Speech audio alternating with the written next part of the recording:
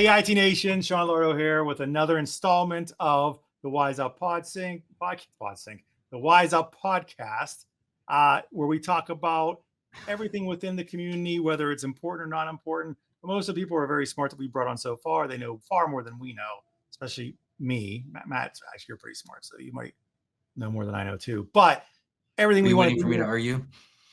No. Take your time. Don't jump on me early, But yes, I'm with my good friend, my co-host, Matt Topper. How are you today, sir?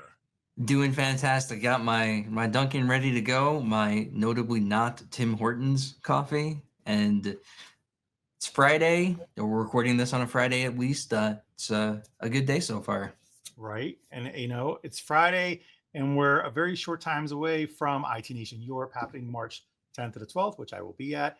People can still register. So for those of you who watch this, there is registration. Depending on when this episode comes out, though, there may or may not be an early bird special still. So, however, if you have any questions, you can always reach out to one of us or Dan Scott, because Dan is the guy over there anyway. Yes. Now, anything else going on we should know about Pat or Matt? Pat, wow. Ooh, it's been a long day. Wow. I did say we're recording on Friday. Yes, we are recording. Registration for IT Nation Secure is not open yet, although it may be depending on when this episode airs. So I'll add that. That's starting to come up, and the next thing to think about after you get back from visiting Sean at IT Nation Europe, of course. Correct. I will be there. I will be there with bells on. I'm looking for a good outfit to wear while over there. Like I might even do the Austin Powers thing, because why not? It's very original. I don't think anyone's ever gone over there and done that yet. No, probably not. Well, I mean, what else can I do? Like Oompa Loompa? That might be actually original. I may not be a good idea, but I bet that would be unique. I don't even know that. Let's move on. So today, today's guest, actually, he's like cut from the same cloth as me. I feel like I looked at his bio. He and I really never had a chance to speak before this, so this is exciting for me. But yeah, I feel like he and I are almost like he's like my spirit animal. You guys are similar, right? Yeah. Do some of the same things. Have equally invested in sports. Yes. Yeah. Yes. Similar personality-wise. I'd agree with that. He's very much about being disruptive, but yet being effective disruptively. Yes, good disruption. Yes, exactly. So which I like Netflix Chaos Monkey disruption. That's well put. Well put, Matt. Wow, you're doing well today. Just you know what, you just keep going. Coffee. I'm gonna be quiet. Dunkin' TM coffee. Should get them the product placement this. Yeah, that and Malort. So yeah, Malort in the coffee. Yes. Anyway, so and unfortunately for our guest, he and I both, we're both coming off a weekend where our teams lost in the NFL playoffs. So we are, licking our wounds. So at least you were there. That's correct. Where was your team? Oh, the Jets. The couch, the golf course, whatever stereotypical non-football activity you're doing during the playoffs. I feel like they play Madden. No, that's Woody Johnson's kid, apparently. He has to check the ratings. Exactly. All right, without further ado, we should probably bring our guest on before we go down the wrong rabbit hole. So I'll leave it to you. Erik, thank you for coming on. Great to see you. How's everything going? Good, man. How are you guys? Doing well. I like the shirt, by the way. Thank you. Yeah, it looks awesome. John's exactly right. It's I would call myself a optimistic revolutionary. Ooh, he's already smarter than us. Right? I mean, I even have an optimistic revolutionary shirt. So I like that. I nice. immediately thought of Viva La Castro all of a sudden when you said that. I was like, oh, okay. So I think he was saying, but yeah, didn't turn out well for that country. But I like that shirt though. I really do. And yeah, I do too. Was lost, but let's be fair. Like the Broncos lost this week. They would have lost last week anyways if half of the Kansas City Chiefs weren't sitting on the bench watching the game, right? Like Yeah. damn near every single starter they had was like not playing. So we were playing their second string. So it was kind of expected, But Fair. going up against the Bills, I was like, no, this ain't gonna work out. I hate to admit it, that Bills team looks very good. I am excited. Like the whole world is excited about this Bills Ravens game coming up, which means total dud. Right. No, I think the Bills will win this. I don't know why. I couldn't say either way. I'm not, obviously I'm a Steeler fan, so I'm not a Baltimore fan, but the way Baltimore looks right now, I don't know who's gonna win this game. I really couldn't call it. It's a tough one. I think the Bills will take this. It depends on which I think Josh they can Allen shows up. score. Yeah, I don't know how you stop the Henry Lamar combo. Dude, yeah. King Henry is imposing his will. It's like his first 2 years out of college again. He is like crushing people.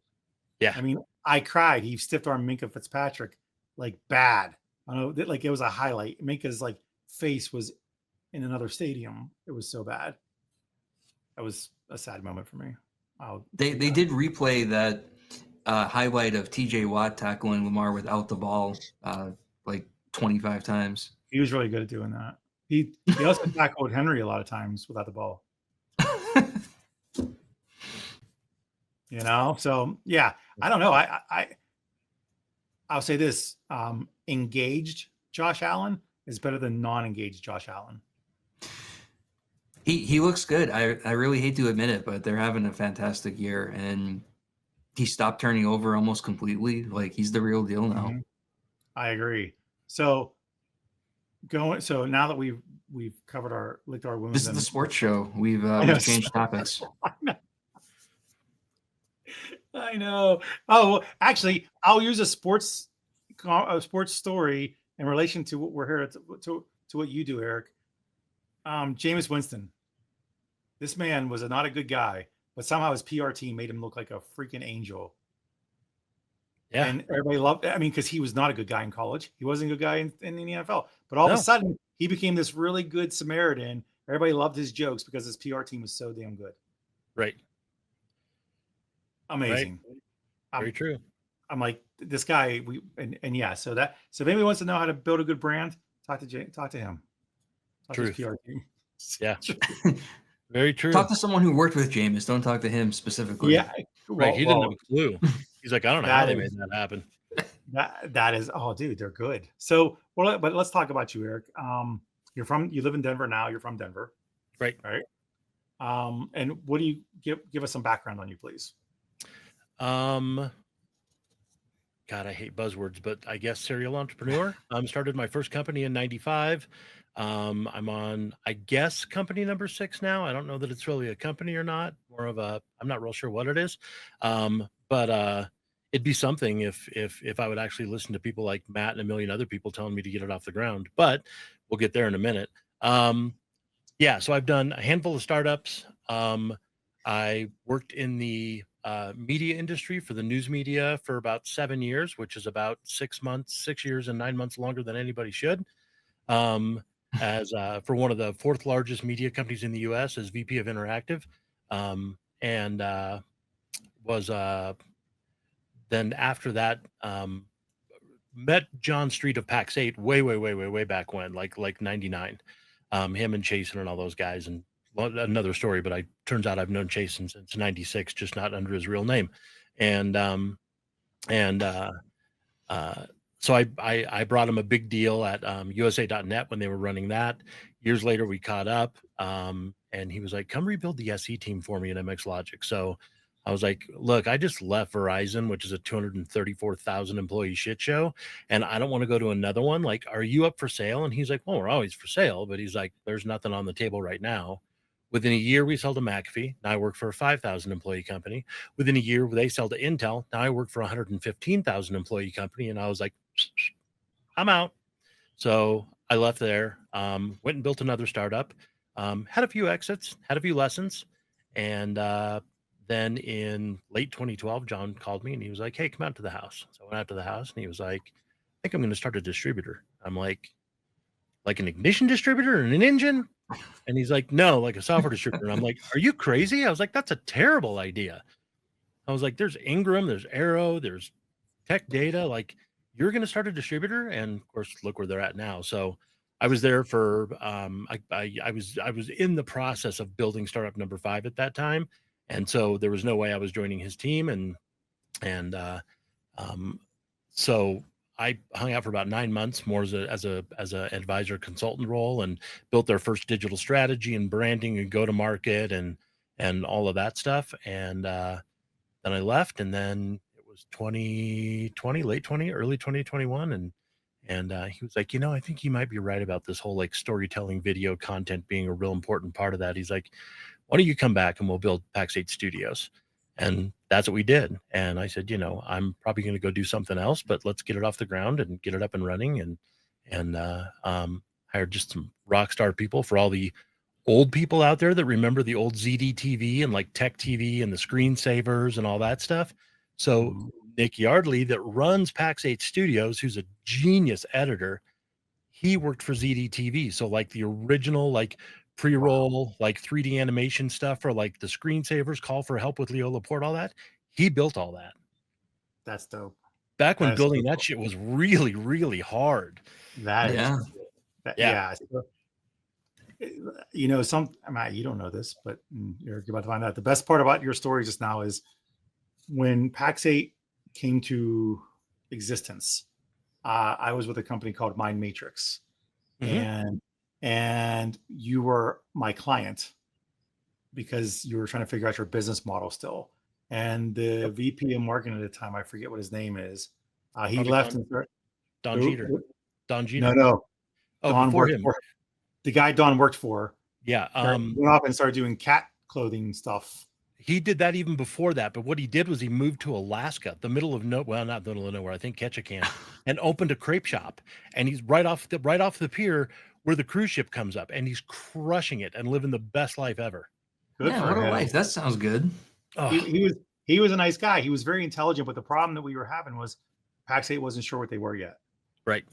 And so they were like, well, we'll go down the channel enablement route. So that's what my matrix was. We provide a platform channel enablement for MSPs and vendors and whatnot. So we went down that path, and it just then they realized a year into working with us, they're like, this is we were doing this and they were doing this because it wasn't the right fit for them. The business plan didn't make sense for them. So yeah, but Don became a good friend of mine then. He was such a young kid, man. I was like, yeah. God. Saw it years later, he's like in charge of everything. Like, dude, that's. And I'm sure we'll get into that later in the show, but like there's some things that make Don such a brilliant marketer, right? There's things that make Caroline Goals, who's currently their CMO, a brilliant marketer. And, it's such an interesting pathway. And the funny thing is that neither one of them have a background in marketing. So my background was actually an engineer. I was a route switch guy. I was a CCIE.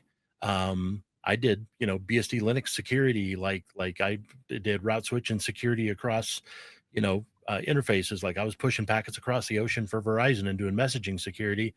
And we were on a call at MX Logic, and the sales guy was like, I just can't sell this guy. And we got on the call, and we took about 15, 20 minutes. And he was like, Will, are you still on the call? Can you send me a service order form? And Will came over. He's like, we never even opened up the console and showed the product. And I was like, the product doesn't fucking matter. I was like, that's not the problem we're solving. I was like, everybody's got a product. Everybody's got an interface. Who cares?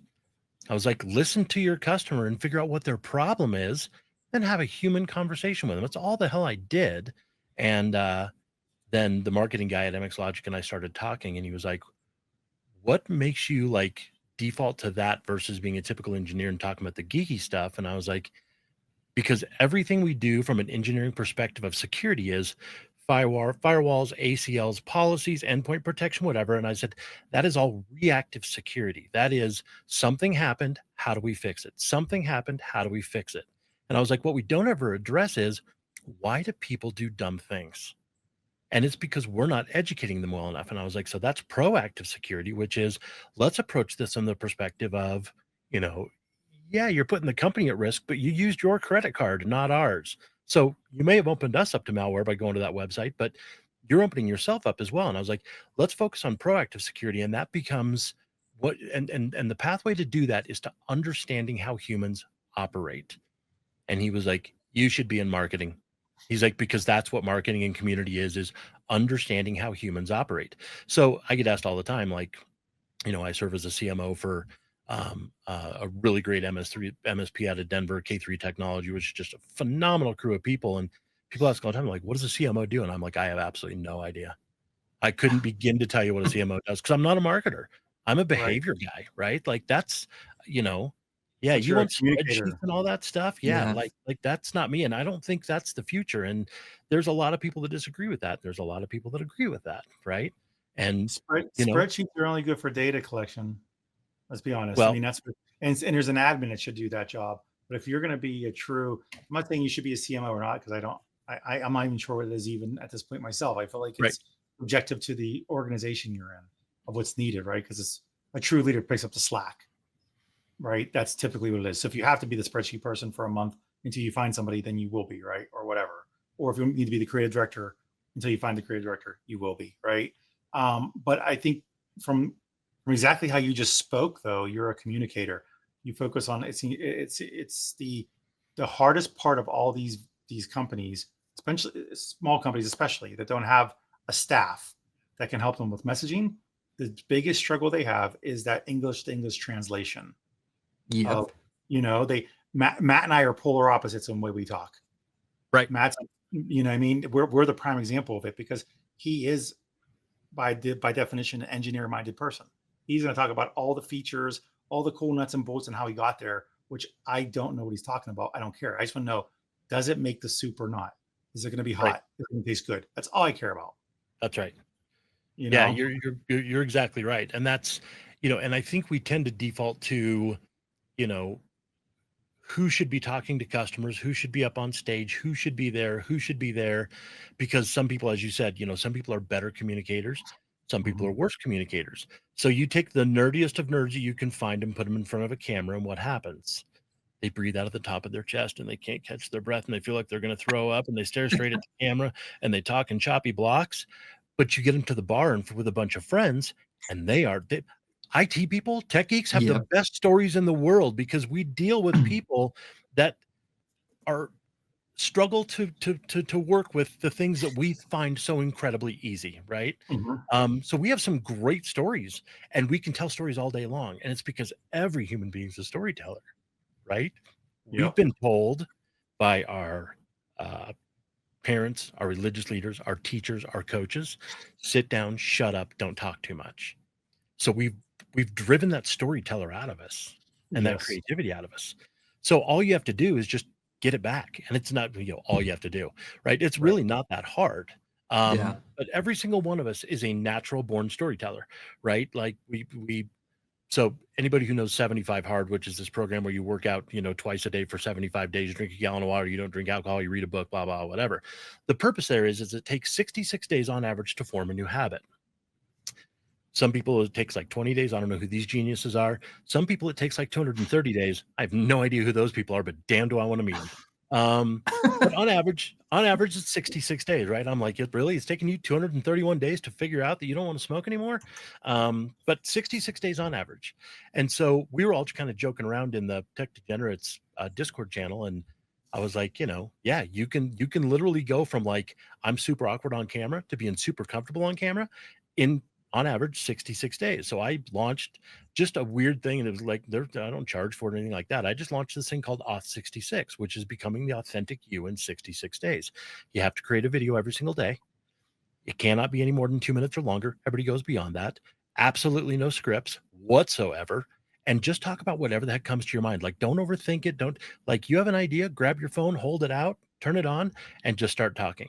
And a bunch of people did it. Matt did it. And I can literally go back and watch day 1 and day 66. And Let's not do that. Day 1 was that upper respiratory breathing that was just a little too shallow, whatever. And his shoulders were up here. And then you look at day 66 and he's totally flowing with it. And his shoulders are down here. And it's like, you said before we started recording, Matt, like you're so comfortable now on camera, look at Tara Rummer. Yeah. You just get used to it. Like you can't shut Tara up. She's like, she hates the word content creator, but she's a content creator. She is. And she's a storyteller. and it's spot on. Well, there's a couple of things. When you go back to the habit thing, I think when the 20 to 21 day thing, I think that's more rudimentary habits, maybe. Like Yeah. I'll give you an example. A friend of mine told me this, and I live by it now, especially since I have children. Before you get a dog, if you're gonna get a puppy or a dog in general, you should every morning for 21 straight days get yourself up at 5:30 in the morning and go outside for 45 minutes. That's a great idea. Okay, right. What's going to happen is one of two things. They're going to do it and have a habit. So when you get a dog, no, it's easy. Or they're like, this sucks. I don't want a dog anymore. Like My we bought a brand new puppy years ago, and my son was like, after the dog was like a year old, he was like, first 3 months, I was like literally like regretting my decision that we bought a dog that I said I would take care of, because he'd be up at 1 a.m. and again at 4 a.m. and Yeah. letting the dog out. And I'm Yep. like, yeah, That sounds fun. a lot of work. It is a lot of work. You're dead on, Eric. The first 3 months suck, and they still piss everywhere too. No matter what you do, it doesn't matter. That's Like, right. it's like doesn't matter. Yeah, you're exactly All right. that work and you still get it done. But yeah, so that's a rudimentary thing. That's rudimentary habit. But then the other things that are more, you're talking more character adjustments and habit with Matt, right? And I remember for me, my first time I went on video was during COVID. Yeah. We because all business was gone, all conferences, we weren't going to be able to build anything, and we were just like, Yeah. shit. So Everybody we got real comfortable on camera. Everybody. oh my god, Way more comfortable than they were, anyways. oh yeah. But the first time I was like, for sure. I was sweating the first time. Yeah. I was just like, man, and like I had a blue dress shirt on. I had to change it before because my armpits were wet. I'm like, oh yeah, I got to change. Yeah. So, I mean, I've it probably just takes been on reps. camera. I've been on camera well north of 1,000 times, and going all the way back to some early stuff that we did. And like, you go back to like, the 2007-ish, whatever, and look at some of that content, and I'm like, wow, that's really, really bad. But, and it's real easy to forget like where you come from and how comfortable you can be. So as an example, go to, for anybody who knows who Gary Vaynerchuk is from VaynerMedia, go to winelibrarytv.com and sort ascending and go back to episode 1, 2, 3, 4, and then just jump forward to episode 66 days later, and you'll see a completely different person. And now look at him now, right? But everybody sees it now and they're like, well, yeah, it's easy for him. Like, he's really good on camera. Go watch episode 1. He sucked, man. We all did. Right? Yeah, he was weird and awkward and uncomfortable. yes, you're Yeah, absolutely. it's all of us. Yeah. I mean, Matt's still awkward and uncomfortable in general. It's That's not nice. So I And have to accurate. find a way to make my personality the way it is, like 2 drinks in, right? That's the perfect amount. So just have 2 drinks and then start. Yeah, there you go. So That wouldn't be a good habit to establish after Still have it. 21 days. 66. legitimately, like one of the startups we had was all like immersive online programming around sports, beer, whatever, and it started with craft beer. And it was called Beer Tap TV. We had 1 million viewers a month. This is like pre-YouTube. This is when the longest video you could upload on YouTube was like 9 minutes, 10 minutes. And ours were like 23 minutes. So we fed it all out of our servers with rack space, all in HD 1080. And this guy that was like just a great personality, fun to be around, whatever. And every single, like the first time we ever got on camera, it's like the camera came on and he just stared at it and he couldn't say a word. And I was like, all right, stop. So I got up and I showed David, our camera guy, like, let's turn off the red recording light because that can mess with some people, whatever. We did it again, stared straight at the camera. I was like, stop, hang on a minute. Let's all just kind of relax. We had a couple of beers. 2 beers in, Eli's a talking madman. Like, he's not there, like he doesn't care now. And I'm like, oh, I figured out the It can help. for Eli. Yeah. And So is it like drunk history? Drunk history is so successful because they get them drunk. yeah, it's exactly right. Like, you just don't care, right? And Yeah. that's we all suffer from that, right? Like it's technically known as the spotlight effect. And the spotlight effect is, I think everybody's looking at me. I think everybody notices me. I think everybody's talking about me. Everybody's got everything going on that you got going on. They got their own world, their own problems, their own everything. And you will occasionally find those people that will leave comments on YouTube here, there, whatever, that are really hateful and crappy comments. And those are just like, I feel really bad for those kind of people, because I'm like, I don't know what's going on in your world, but you are absolutely wrecked with insecurity and you're a super, super, super unhappy person because you would never leave stuff like that, vitrolic crap like that on somebody that you don't know unless you're like, my life sucks so bad and I refuse to bring it up. So I'm going to bring everybody down here to suffer with me. So like, I'm not bothered by those people one bit. I'm just like, I kind of want to like reach out to him and be like, bro, here's my cell phone number, man. Call me. Let's rap. Like something's wrong, you know? Like You should it's, write that. yeah, I you love know? that. So let me steer this towards our potential audience, for example, right? So Okay. many tech companies or MSPs or whatever term you want to use are like that. Like there's somebody like me. Before I started doing any kind of public personality and persona, just an engineer who hung up a shingle. How do you? What's your advice for someone who's like starting down that path? Right there, they opened up shop. They have like one client that's their, mom's friend or something, and they have to get their info, their brand, their worth out there, and they have it. They just don't know how to communicate that. So what if somebody came up to you asking that? What would you tell them, or where would they start?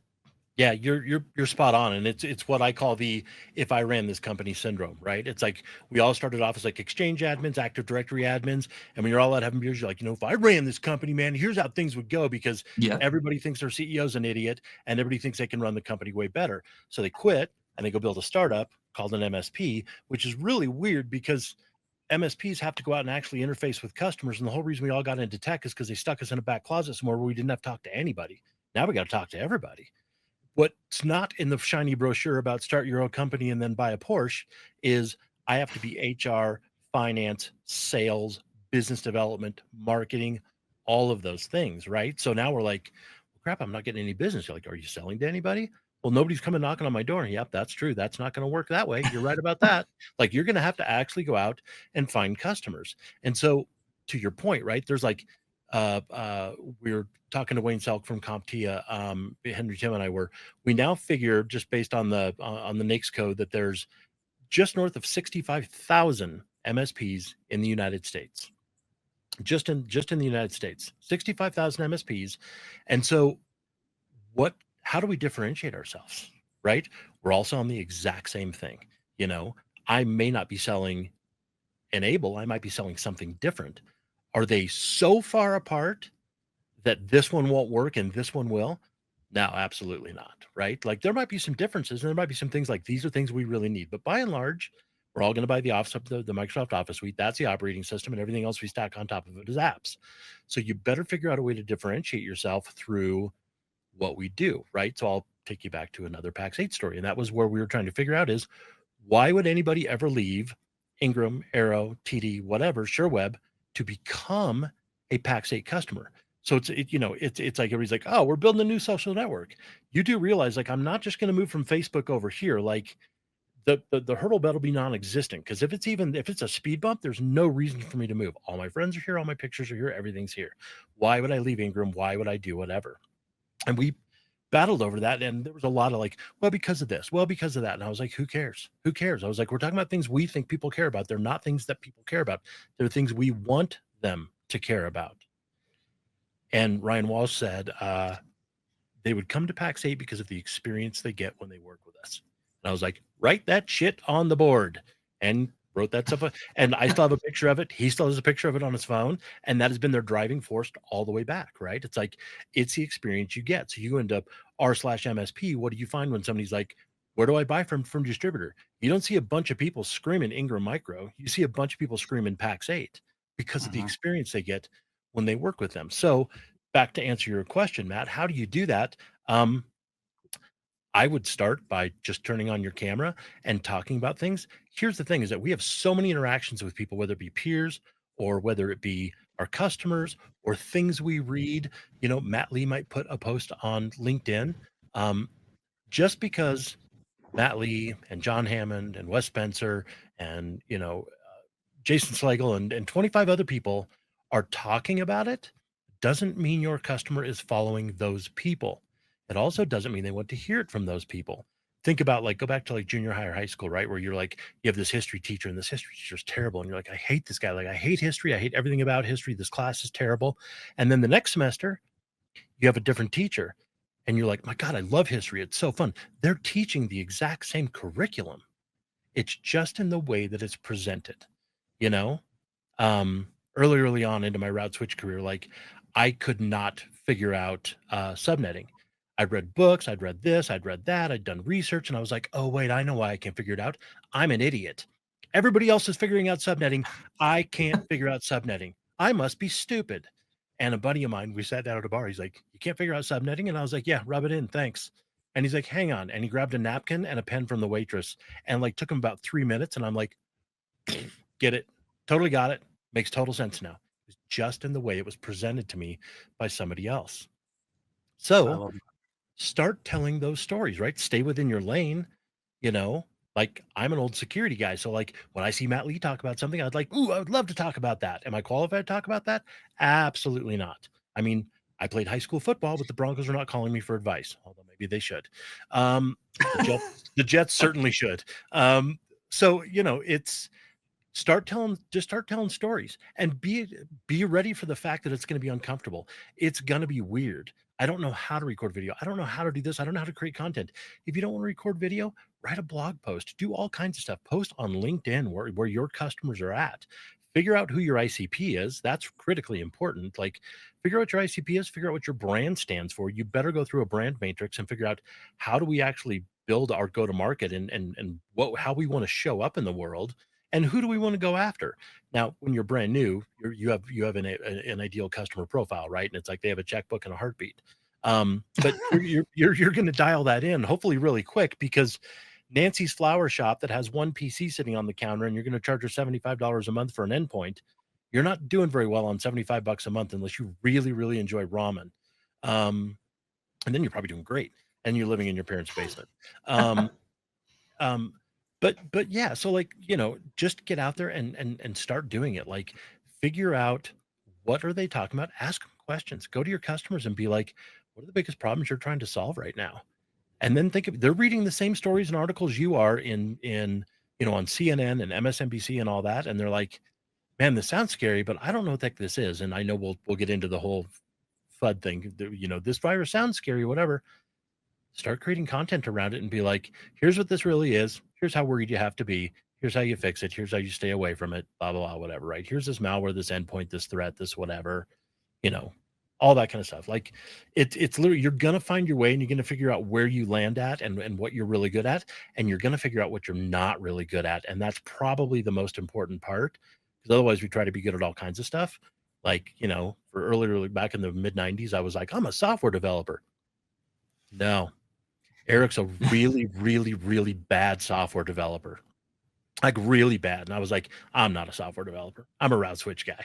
So um yeah, figure out like you're gonna figure this out. Like there is Yeah. no there is no paint by numbers here, right?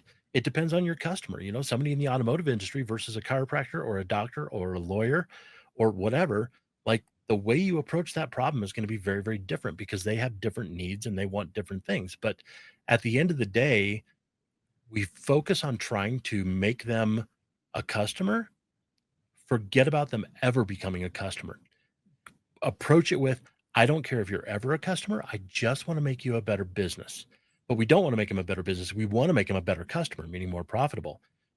Focus on making them a better business, not a better customer. You focus on making them a better business, they'll eat out of your hand and write pit checks to you all day long. But you've got to get there. And So let's takes let's time. back up a second. I Okay. mean, let's unpack some things because you said a lot, right? Yeah, I did. A lot I mean, which is great Great. because although I agree with everything you're saying, it's still going to come back to, and I'll be the devil's advocate of exactly who we're talking to. Great. I understand my brand. I know who I'm going to talk to, but I don't know what to talk about. I don't know how to create the content on a regular basis. That's usually what you hear, right? They're like, yeah. And a lot of it's very few people that are good at documenting their experiences also, right? Some people, because I don't know how many days of my life I went through weeks of work and I thought like, what the hell did I just do the last 2 weeks? I knew I did a lot of work. I just Right. couldn't really point out what I did, right? So what's your advice to them that say, I don't know what to talk about? I I have nothing would. more to say. So I have a Notion board that Mhm. literally is just ideas, and I have the app on my phone, and something will come to me, and I'll jot down a few notes, and call it a day. And I'm happy to share that with anybody who wants it. Connect with me on LinkedIn and I'd be more than happy to share it. And so I literally have like if I were to share my screen right now and scroll, I think I have like 300 and some odd different things to talk about because I document them all throughout the day for exactly that same reason. I do a lot of stuff. I'm super busy. And coupled with that, I'm super old. And so I forget shit really easy. So I document it and like I'll scroll back and be like, oh, I never did talk about that. That was really smart. I guess I missed the opportunity. But your customers have, if you see your customer out there on LinkedIn or on Facebook or on Instagram or whatever, talking about something or participating in another conversation, chances are that's not the only person with that question. Talk about that, Yeah. right? Talk about that. They're like, man, have you guys seen that? Here's what's going on here. Oh, they're going to ban TikTok. Let me tell you why they're going to ban TikTok. It's not really a national security threat, in my opinion. Here the heck's what's going on. Because if it was a national security threat, we would be banning Temu as well, but we're not doing that. Okay. So like, and it doesn't have to be this like hard technical whatever.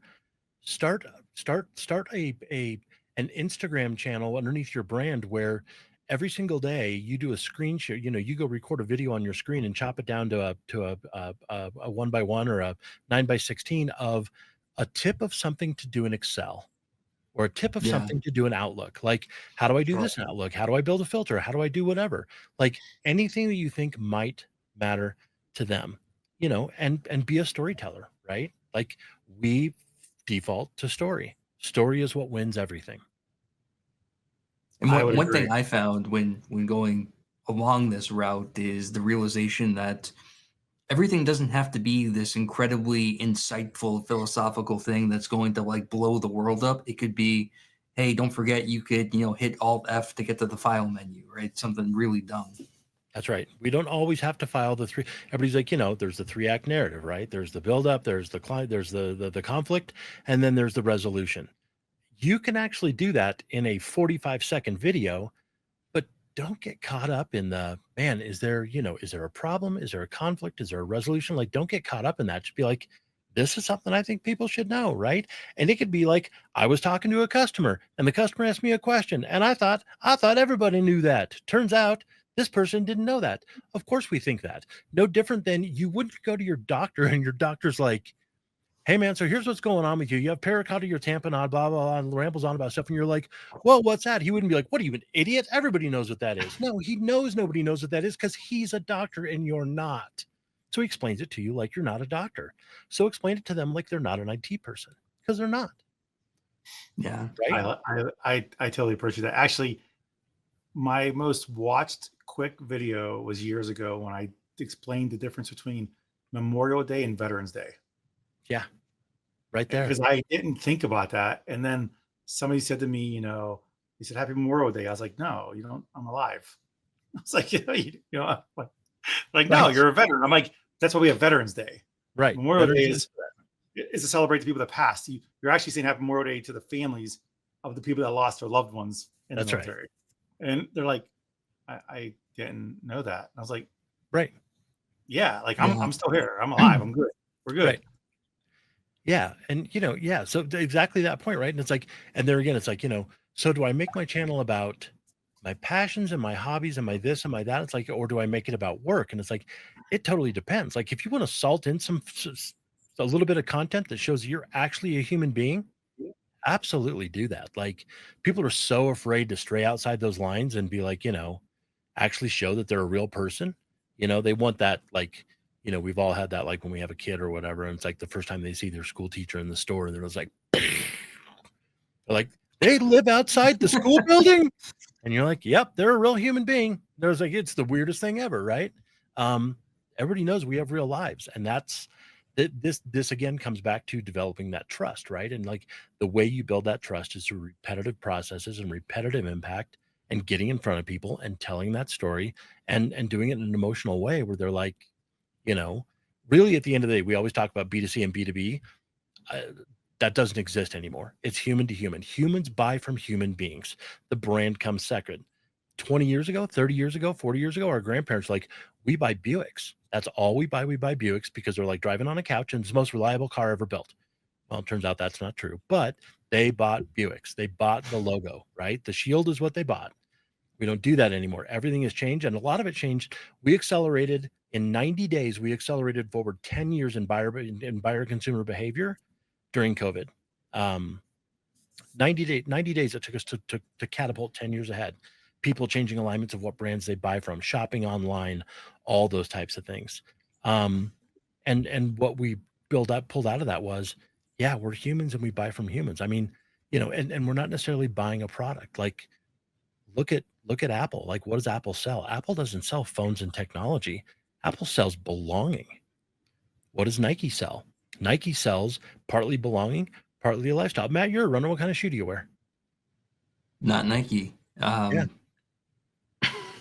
Usually Brooks, Hoka, whatever. Okay. So Brooks, Hoka, why don't you wear Saucony? I wore them once and they didn't fit my foot properly. So let's go to Hoka. How do you like the Hoka 1-1? Super, super cushiony. Yeah. Super awesome. And look at the Walking on community. clouds. Look at the community that's built around Hoka, right? Like, they have that Apple level of people in certain walks of life where they're like, you're not running on Hokas? Really? Like, what are you doing with your life? Like, I'm old and I'm fat. I'm not running. Period. That's why you lost me at hello on that conversation, because I'm not I was like, running shoes? What are those for? That's stupid. Right. If I'm running, something's chasing me, and I'm not wearing those shoes because I didn't know I was going to be getting chased that day. That's right. You should run too if you see me running. Yeah, don't. Well, I'm probably going to kick you and run because I'm letting them get you. Like, hey, do you run? I'm like, no, I own a car. All right. I'll meet you at the end of the race. Yeah. No, it's true though. Hoka does have that cult almost mentality and following. They want to feel like they're part of the community. I mean, you guys both travel. When somebody talks to you and they're like, so what hotel did you stay in? You're like, Hilton? No, Marriott. There is no brand affection with any of those hotel chains, right? It's like, you go to the one that's like the company's paying for it, whatever. Like, I guess I kind of prefer Marriott, but Hilton's fine too. It's like, that whole component is like, there's no emotional tie to a hotel. No, there's not emotional tie. It's manufactured in the form of the loyalty program, right? Correct. Exactly right. But that's the only thing, is the value add is in what you reap from loyalty, and that's you're spot on. And there's younger people that will watch this that won't remember these things, but remember when the iPhones first came out originally, and there was a line around it was like getting concert tickets. I spent the night. I was there at 8 o'clock the night before. I'm not an iPhone guy, so I never waited for anything. I was a Droid. I'm good. My time was too valuable to sit in line with you guys talking about Hokas and whatever else. I'm not doing it. Well, and that's a very good point, right? It's like, think about like everybody that owns an Apple device, and this is thanks to Guy Kawasaki, who pretty much invented the term secular evangelism when he was at Apple, which is, I feel different, better, elite status because I have an Apple device. Android people don't care. And they're like, do you know the iPhone can do this? I'm like, do you know the Android phone did that a year and a half ago? It's just a phone, man. Like, I remember that was the whole biometrics things. You know that they do biometrics? I was like, oh, that's great. That was 2 years ago for me. Yeah, right, like those old Droid does commercials. I've been using my middle finger to unlock my phone forever. Right. And that's exactly it. It's like, but there's that built-in thing about it, right? Like, can I go out and buy an Infinity for $35,000 and it will do the exact same thing that a 5 Series BMW will do at $70,000? Yes. Why do I buy? I don't buy a BMW. I drive a 4Runner, but I've owned a BMW, a 5 Series, and I can tell you that it's an experience. They back the car into the showroom and sit you in it and go through it after you buy it. They walk through every single feature. You buy an Infinity, they're like, here's the keys, kid. Don't wreck it. Like, owner's manual's in the glove box. Tells you everything you need to know. You get 3 free car washes. Come on back anytime. That's right. Yeah. As to where, like the experience with the BMW, it's the same car, man. The Infinity is even a more powerful car than the BMW is. It's got more horsepower. But we buy them because we like the status, we like the badge, we like the whatever, That's the same thing. Corvette does the same thing when you buy a Corvette. Better believe it. They'll take you to the manufacturer. They'll take you to show you. They'll when you're picking your parts out, you come back later. They'll set it up. You pull it in. Everybody that worked on it's there to talk to you. And yeah, It's cool. Oh, they backed my car into the showroom, and my salesperson stood up in the showroom and said, "Everybody, this is Erik's first BMW." And all the employees turned around and started clapping. And I was like, "You know why they say what they say about BMW owners, right? This is why. This right here." I was like, "This is douchey. Don't do this." Yeah. I was like, "I'm second guessing my decision right now." Yeah. So Yes. I when know they that. showed you the BMW features, did they also show how the turn signal works? It's wild. Yes. Yeah, that was they showed like everything. Like she spent like 40 minutes going over the car with me. Every little Like, detail. I guys want to leave now. I've already spent my money. Can I please go? Right. Can I just go home? I want to go to I've the already bar to show given my friends that I'm an idiot. I've already given my firstborn to you. Can I just leave now? I got to Right. leave while I can before I get buyer's remorse sitting here. Yeah. But Yeah, I you get know, it. that back to that point, like what we're really driving for is emotional salience, right? Like we want that standout Yeah. moment. Well, the thing is that none of us are Dan Wyden or David Ogilvy. So we're not going to create this scripted, compelling thing that stands out like the Coca-Cola bears, polar bears, right? Like everybody thinks they're super creative. The reason everything gets ignored, primarily because of pattern recognition and superior pattern processing, and we understand what it looks like, which is why templated shit doesn't work. But that's another conversation.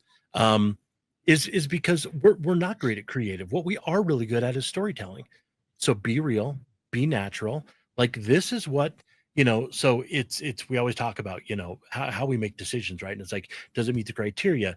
Is it here? Is it there? Is it do we see all the data? Do they have good engineers? Do they have all those things? And that's all stuff that's handled by the logic brain, the prefrontal cortex around the outside. What we never think about is the amygdala, which is the center of the brain, composed of different things like the hippocampus and whatever. But the amygdala is responsible for emotion. Emotion makes up, depending on the situation, at least 50% of your decision making.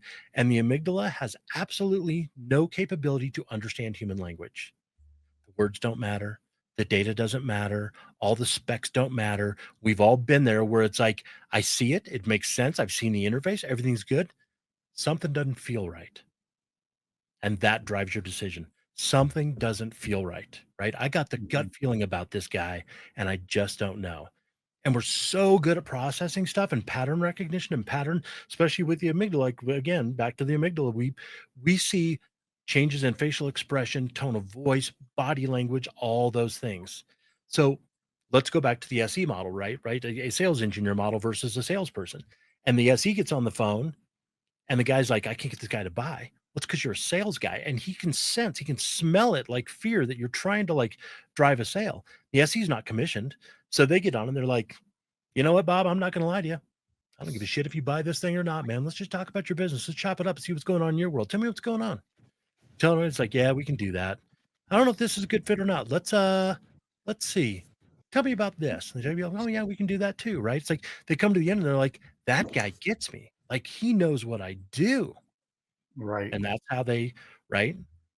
So that is that storytelling component. And it's the reason like we're like, oh, this person did this. We should do the exact same thing.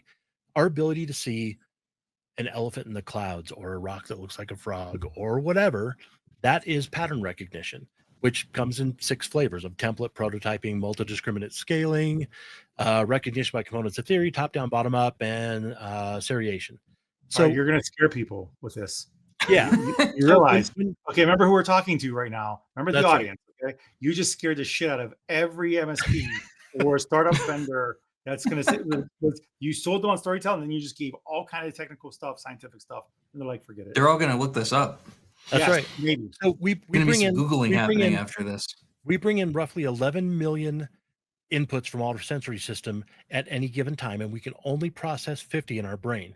So our body figures out what we see, what we hear, what we touch, what we smell, what we do, whatever, what to pay attention to and what not to pay attention to, because we have very, very limited processing power, right? We're running a 286 on the inside and we're running, and we're running an OC3 coming at us, right? We can only process so much of that stuff. There's language that the geeks will understand, right? So what happens is, like, we don't even see ads anymore because they all look the same because it's the same template. It's the same whatever. We don't even have to like stop to register it's an ad. We scroll right past it, right? This is why it's great to market and sell to old people, because watch somebody who's young scroll through their phone and watch an old person scroll through their phone, right? When an old person scrolls through Facebook, they're like it's deadly slow. They see Well, all the ads, they're like this. right? Yeah. But they see all the ads because they scroll so slow, right? We don't. Like, we Yeah. identify it, we process it, and we move on just right away. Well, So it's how they stop doing grocery shop. templated crap. Stop buying templated website crap. Stop buying templated ads where it's like, oh, you change the colors and the word in the picture and your logo. Still all the things in the exact same spot. It's still a rock that looks like a frog, and my brain's going to ignore it, right? Like, Mhm. don't overthink it. I mean, look all the way back. Like, how did cave drawings work? They're storytelling. Right. We've been doing it Yeah. literally forever, right? So, one of my favorite quotes is from Dan Wyden, from Wyden Kennedy, and he's like, "I don't care how you do it, just move me." I love that. I do like I that. do too. Yeah. All right, Eric. So we're about out of time. We could continue this for the next several hours, I think. Let's Joe Rogan this thing. Let's go 4.5 hours. And start smoking, We smoking could. cigars. I mean, I'll crack a cigar right now and a bourbon. Sweet. Let's get Elon on. He can smoke some weed. So it's funny. We always end the show with the same question, but we kind of alluded to it before. But you know what? Let's ask it anyway. So we always end the show with, if you could give our listeners just one piece of advice in the form of a habit, right, 66 days or maybe 21 days, that they should either start doing or stop doing if they're already doing it, what would that be? Stop worrying about what everybody else around you thinks. Stop worrying about what everybody else is doing. Stop trying to replicate what everybody else is doing. Be your own person. Like, realize you're going to die. Who cares? I'm literally like, you're going to die. So are you going to like wait for another 30 years to look back and go, wow, I wish I would have done that when you're much older and on your deathbed? Or are you just going to do it now? Just go do it. What's the worst that could happen? Your ex-wife leaves a shitty comment on your YouTube video? You divorced her for a reason anyways. Who cares what the heck she said? Yeah. Robot Scanner 3264 left a shitty comment. You don't even know that person. Block them. Report them for a hate crime and block them. Yeah. But just go do it. Like, what you're going to find out is you're like, as you said, Matt, right? Doing all 66 is that you can have an off day of doing whatever, whether you're creating content or, and again, I hate the word content creator, but like, it's going to make you a better storyteller. It's going to make you better in front of a sales call. It's going to make you better on stage, better in a meeting, better at a job interview, because none of that stuff is scripted. And when people ask you questions, you're like you have to come up with something. This will like prime your brain to get way better at that stuff. So just go do it. That's cool. I think that's a great bit of advice, is about the not concern yourself with other people, because they're going to have something to say regardless. Yeah. I mean, Agreed. And I think that if you go back to what you said earlier, even too, adding to this is figure out what you're talking about, figure out your position of who you are to deliver whatever message you want to deliver. Is if you don't look at anybody else what they're doing, and back to what you said about learning something, how you couldn't learn that. Again, everything you're seeing out there everybody else is doing there's not one person that has one message that everybody understands. So guaranteed, if you're thinking one way, so is somebody else anyway. So if you start putting that message out there in your own voice and not about all the rest, you're bound to create impact somewhere. Dude, absolutely. And there's people all the time. Like, I hear people like, hey, you're really good friends with Gary Vaynerchuk. I'm like, yeah. And they're like, I hate that dude. And I'm like, yeah, he's a little bit of a lot, man. I totally get that. And I get that because I have no doubt that Tony Robbins really knows what the heck he's talking about. And I will not listen to a single word that guy says because he just grinds on my brain. So, everybody's got a different audience, right? Some people are going to be like, man, I hate that dude. Other people are going to be like, I've never heard of him. And other people are going to be like, man, I'll listen to everything that guy says. I love everything he says. I love everything he creates. Even Bambi had enemies. The world's not perfect. It's okay.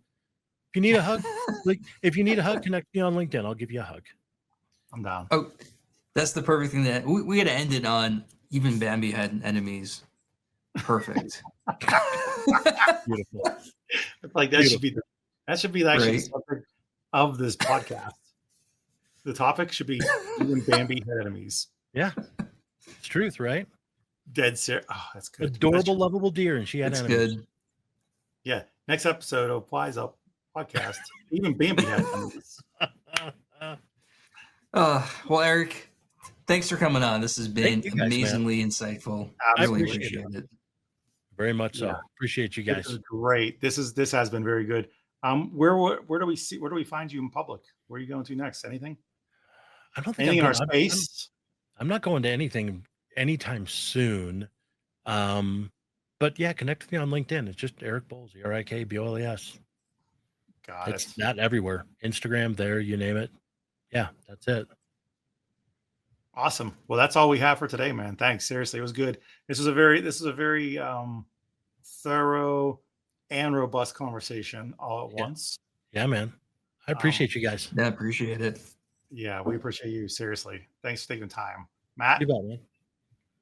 great seeing you, sort of. Better seeing Erik. Mostly ish. Fair. Ish. Well, until next time, we'll see y'all later. Deuces.